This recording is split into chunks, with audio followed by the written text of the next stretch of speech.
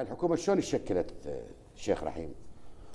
والله أنا بحسب معلوماتي أن الحكومة تم اختيارها قبل الانتخابات ب3 أشهر. يا اللي اختارها؟ اختارتها النجف.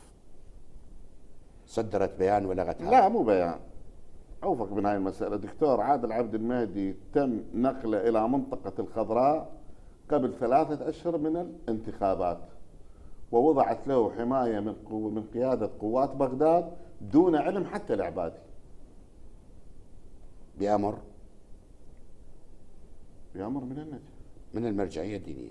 النجف أنا ما أعرف مرجعية من النجف.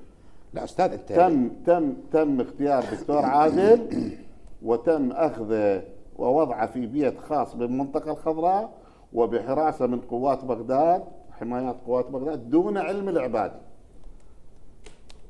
هاي الحكومة الحالية تشكيلها بهذه الطريقة. زين. وطلب من القوى السياسية أن يكون هو مرشح التسوية. هو مرشح التسوية، لكن هو المشكلة ما نجح بالتوفيض اللي حصل عليه. هو كان يفترض به أن يكون مرشح تسوية والتوفيض الموجود المعلومة اللي أنت تقولها خطيرة. وعلم الخطيرة شو أنا أقول لك لا.